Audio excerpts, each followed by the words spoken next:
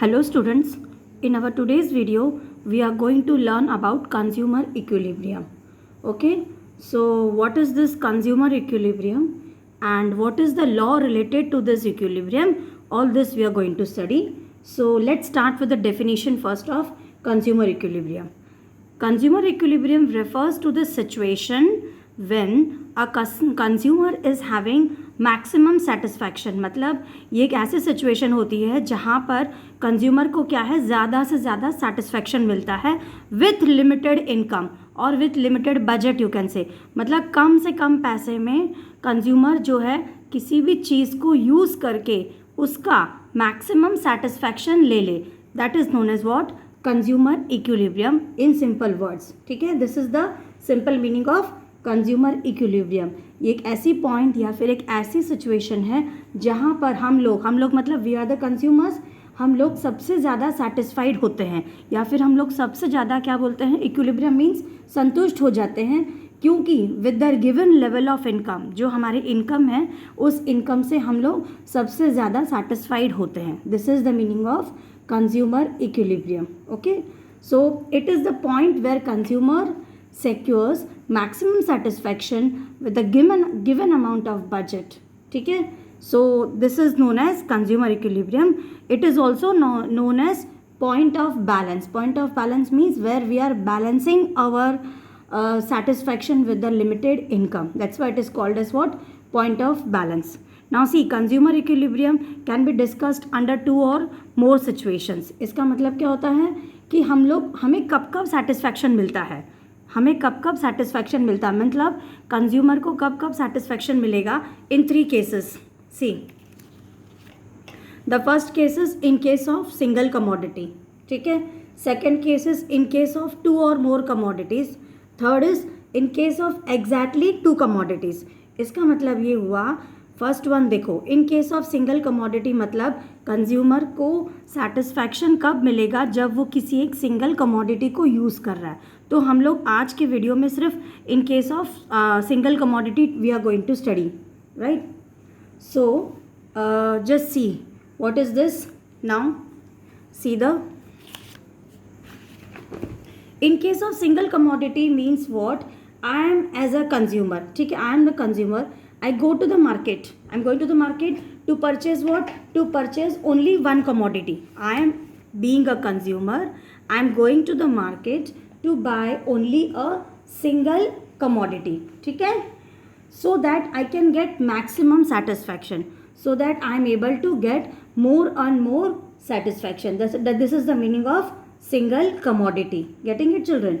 So understood meaning of single commodity. Single commodity means I being a consumer, I go to the market to purchase only one commodity so that I get maximum satisfaction. ठीक है, so a consumer is purchasing a single commodity, he will be at equilibrium when he is having or when he is buying such quantity of that commodity which is giving him maximum satisfaction.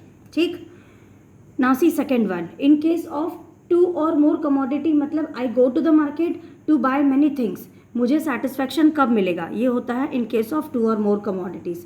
And exactly two means I am being a consumer, I am going to the market to exactly buy only two things.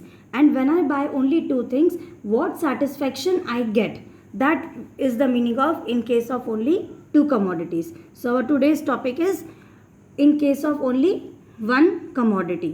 So we are the consumers, we go to the market to buy single commodities, then when we will go, what satisfaction we get during that time.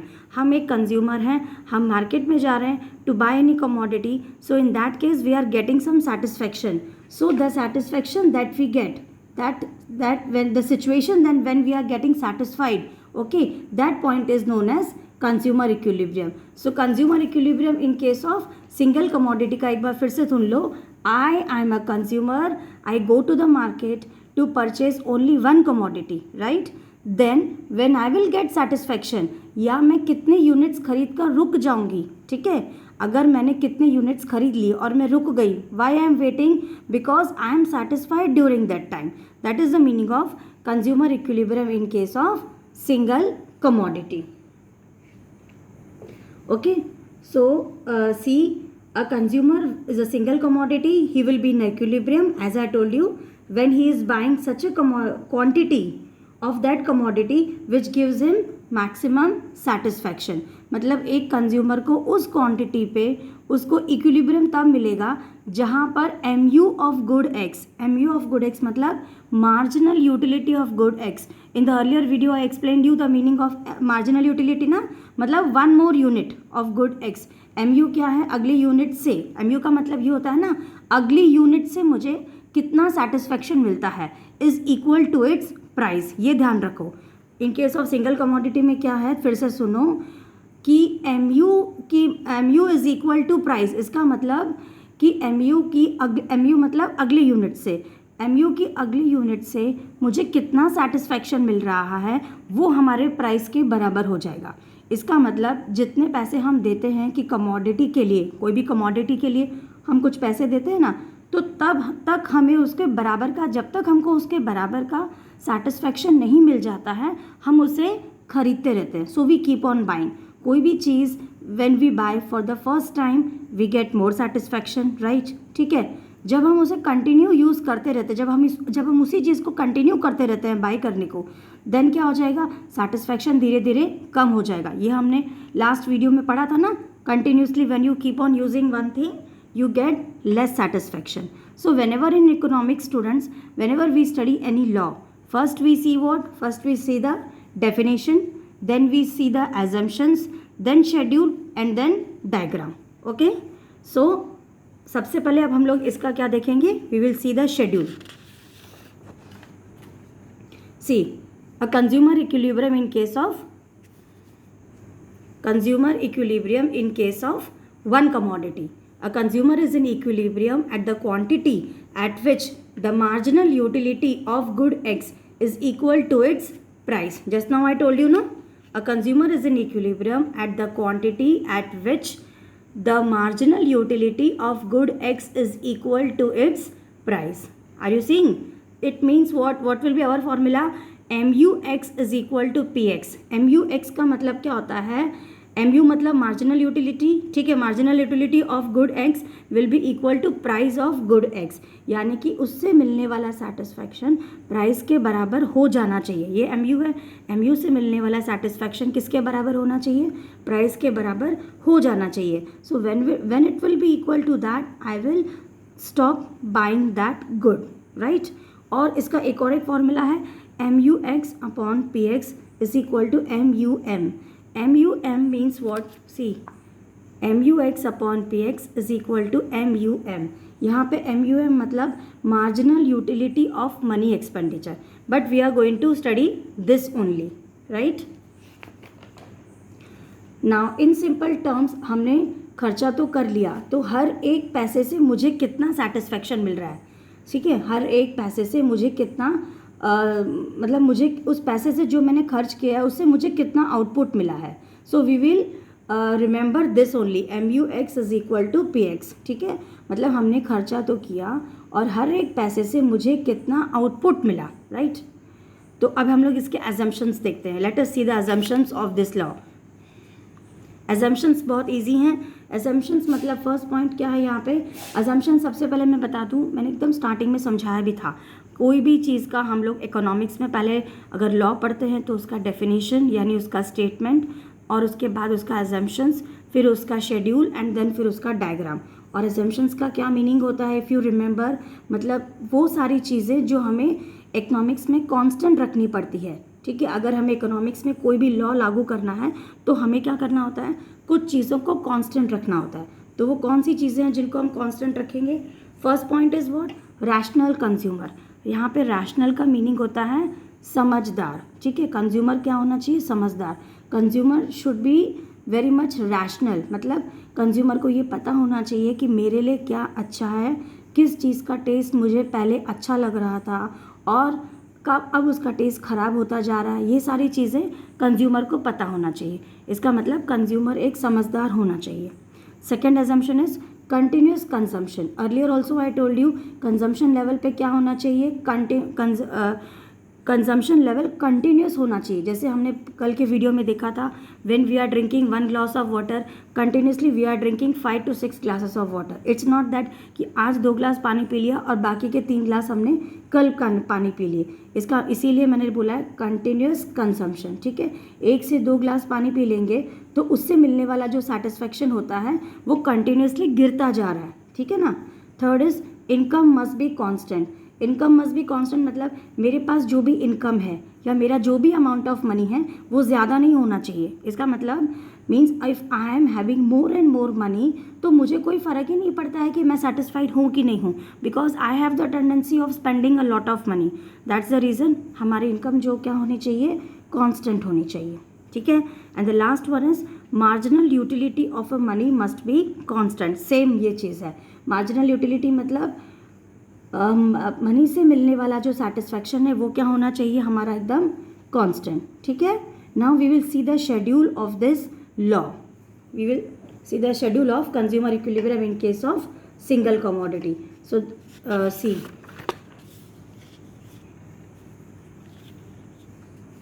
ठीक है, हाँ, this is the schedule. यहाँ पे हमने 1 2 3 4 5 we are consuming 6 units. MU of X मतलब marginal utility of X, इसका मतलब X की कमोडिटी से मिलने वाला जो सेटिस्फेक्शन हुआ उसको बोलते हैं MU। PX मतलब प्राइस ऑफ कमोडिटी X। फिर से बता दे रही हूँ, X क्या है, X एक गुड्स है, ये उसकी PX मतलब ये उसकी प्राइस है। MUX मतलब मार्जिनल यूटिलिटी ऑफ X, इसका मतलब उस चीज़ को कंज्यूम करके हमें कितना सेटिस्फेक्शन मिला है। फर्स्ट यूनिट को हमने कंज्यूम किया, मान लो एक एग्जांपल है, अगर हमने किसी भी चीज़ की फर्स्ट यूनिट को कंज्यूम किया, कल हमने एग्जांपल किसका लिया था, ग्लास ऑफ वाटर, ठीक है। Today we will take the example of 5 rupees की जो आती है ना, वो कौन सी चॉकलेट है, हाँ 5 रुपीज़ की जो डेयरी मिल्क आती है, ठीक है। मान लो आपको बहुत ज़्यादा चॉकलेट खाने की इच्छा हो रही है और आपके पास पैसे हैं और आपके पास मतलब बहुत ज़्यादा पैसे नहीं है, आपको 5 रुपीज़ की ही डेयरी मिल्क खानी है। So you are going to the market, you are buying a Dairy Milk of 5 rupees, ठीक है। यहाँ पे हमारा प्राइस कितना हो गया 5, यूनिट कितना हुआ 1, क्योंकि आपने अभी तक एक ही डेयरी मिल्क खाई है। तो उस डेयरी मिल्क को खाने के बाद आपका सेटिस्फेक्शन लेवल कितना होगा 25। फिर आपने एक, आपके पास कुछ पैसे और थे तो आपने एक डेयरी मिल्क और ख़रीदी, वो भी 5 रुपये वाली ख़रीदी। उस 5 रुपये वाली dairy milk, second dairy milk को खाने के बाद आपका सेटिस्फेक्शन कितना हो गया 15। देन आपने एक और डेयरी मिल्क खरीदी, उसकी भी सेम 5 रुपये वाली ही आपने खरीदी, उससे मिलने वाला सेटिस्फेक्शन आपको कितना हो गया 8। फोर्थ डेयरी मिल्क खाने के बाद आपका सेटिस्फेक्शन कितना हो गया 8 हो गया, मतलब 25 के बाद 15, 15 के बाद 10, 10 के बाद 8, और फिफ्थ डेयरी मिल्क जब आप खा रहे थे तो आपका सेटिस्फेक्शन लेवल कितना हो गया, ये ध्यान से देखो। After eating the fifth dairy milk your satisfaction was only 5। इसका मतलब यहाँ पे प्राइस और आपका सेटिस्फैक्शन क्या हो गया है, बराबर हो गया, यानी कि आपका MU is equal to, here you can say that MU is equal to price of X, right. So अब आपके पास एक डेयरी मिल्क और थी, पहले आपने सोचा कि चलो घर ले जाके अपने छोटे भाई बहन को दे देते, लेकिन फिर आपका मन नहीं माना, आपको लगा नहीं घर ले जाते तो ये ख़राब हो जाएगी, पिघल जाएगी, तो चलो क्यों ना मैं इसको खा लेता हूँ। ज़बरदस्ती आप उसको खा रहे हो, आपका मन नहीं है। तो जब आपने वो 6th डेयरी मिल्क खाई तो आपको जो उससे सेटिस्फैक्शन मिला वो हो गया 2, राइट। और पर आपका प्राइस तो वही था क्योंकि आपने 5 रुपये वाली ली थी। So continuously your marginal utility keeps on decreasing but the price is constant, ठीक है। मार्केट में जा रहे हो, 5 रुपीज़ के डेयरी मिल्क ले रहे हो, ठीक है। कहाँ पर सबसे ज़्यादा सेटिस्फैक्शन मिल रहा है, यहाँ पे आके हमारा प्राइस और सेटिस्फैक्शन क्या हो गया, same. Have you understood this, very very easy. अब हम इसका डायग्राम देखते हैं। ये देखो, ये x एक्सिस है, ये y एक्सिस है, राइट। और ये px क्या मैंने ड्रॉ कर दिया है, px हमने स्ट्रेट लाइन क्यों ड्रॉ की है, बिकॉज प्राइस इज कांस्टेंट। देखो प्राइस सब में 5 रुपीज़ है ना, तो price is constant and here we have written MUX is equal to px।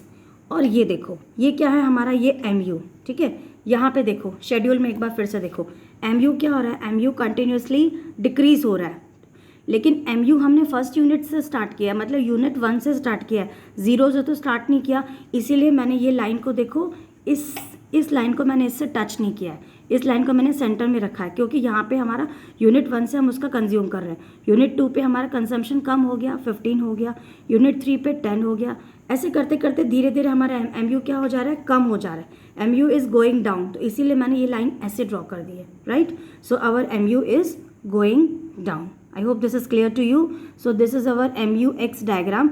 Eight point E हमें क्या मिल रहा है, सेटिस्फैक्शन मिल रहा है, जहाँ पर प्राइस किसी के बराबर है। प्राइस ये देखो ना, यहाँ पे हमें सेटिस्फैक्शन मिल रहा है कि नहीं, प्राइस हमारे सेटिस्फैक्शन के बराबर हो रहा है कि नहीं, तो जो हमें सेटिस्फैक्शन दे रहा है उसके बराबर हो रहा है। So this we are showing at point E, means at point E we are getting what, we are getting the satisfaction. I hope you have understood this. Very very easy it is. So our one more topic in today's video is law of diminishing marginal utility. This is the most, I can say that in economics, most easiest law, जो कि सबसे ज़्यादा easy है समझने में। अब क्या है law of diminishing marginal utility, ये देखो। What is this law? This we are going to study today, and this law is very very easy. So please understand it well. क्या है ये law? This law states that when a consumer consumes a particular commodity, ठीक है, अगर कोई consumer किसी भी commodity को कंज्यूम कर रहा है continuously, then the utility derived from each successive unit goes on diminishing. मतलब कोई भी कंज्यूमर अगर किसी कमोडिटी को कंटिन्यूसली यूज़ कर रहा है तो उस यूटिलिटी डिराइव्ड, मतलब कल हमने पढ़ा था ना, उससे मिलने वाला सेटिस्फैक्शन क्या हो जाएगा, धीरे धीरे डिमिनिशिंग, मतलब कम होते होते नेगेटिव हो जाएगा। Remember this law, this statement you remember I think, with a glass of water we saw no. Now see the assumptions of this law. Assumptions एकदम सेम है जो अभी हमने पढ़े थे। यहाँ पे क्या अजम्पशन है, utility must be measured. Utility must be measured मतलब जैसे अभी मैंने बताया था, जस्ट नाउ वेट, ये देखो,